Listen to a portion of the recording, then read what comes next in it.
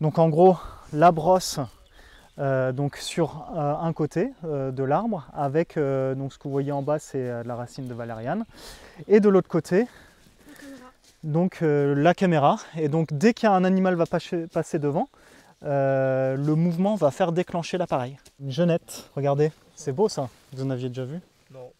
Ça c'est sympa, parce que les genettes on n'en voit pas non plus, ah ben voilà, on n'en voit pas non plus très souvent quoi, enfin moi j'en vois pas souvent. Je me présente, je suis John Holliday, chargé de mission Natura 2000 au Parc naturel régional Corbière-Fenouillèdes.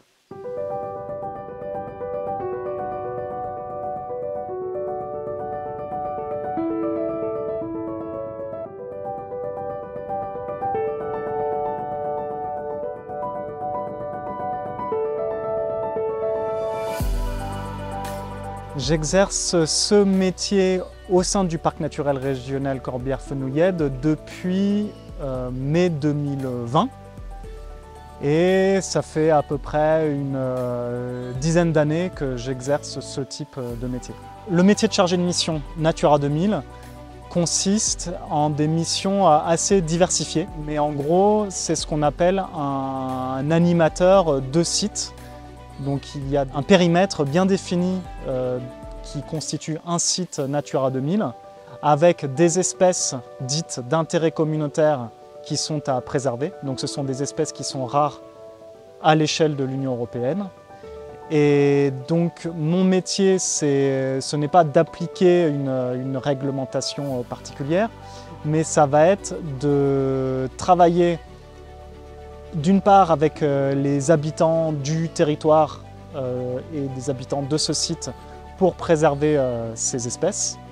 Ça va être de travailler avec les usagers et ça va être de réaliser des suivis scientifiques pour pouvoir évaluer l'évolution de la biodiversité. Donc savoir si telle ou telle espèce est en déclin et essayer de comprendre pourquoi et mettre en place des actions qui permettent d'enrayer si une espèce est en train de décliner sur le site. C'est aussi des actions de sensibilisation, donc aller à la rencontre des scolaires, aller à la rencontre des touristes et du grand public pour leur parler de la biodiversité exceptionnelle qui se trouve ici et petit à petit les sensibiliser un petit peu plus aux actions qui peuvent menacer la biodiversité et à eux ce qu'ils peuvent faire à leur échelle pour la préserver.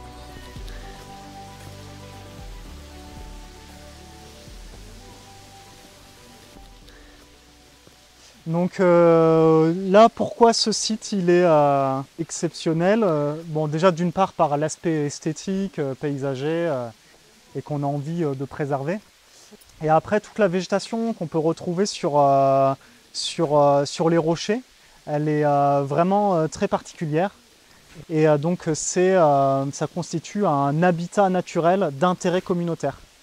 Et donc en fait, les habitats naturels d'intérêt communautaire, ce sont un ensemble de végétation qui sont très rares au niveau européen. Du coup, en tant que chargé de mission Natura 2000, moi je discute avec le maire de la commune et on définit en fait un ensemble de règles. Et donc ces règles elles vont être apposées sur un panneau qui va à la fois dire ça on a le droit de faire, ça on n'a pas le droit de faire sur la cascade et qui va nous indiquer pourquoi, parce qu'il y a telle sensibilité, tel enjeu écologique.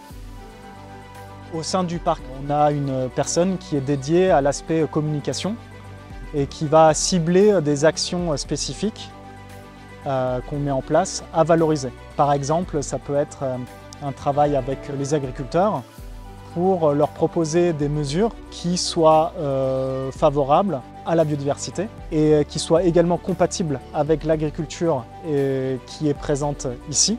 Et donc en fait, c'est le fruit d'un échange qui permet de bâtir un ensemble de mesures qui va être gagnant-gagnant. Quand je vois toute la palette des missions qui sont mises en œuvre par l'équipe et l'engagement, en fait, je me sens assez fier de faire partie de l'équipe. On veut mettre en valeur ce territoire parce que nous, on y voit de la valeur, on l'aime et on a envie de le préserver.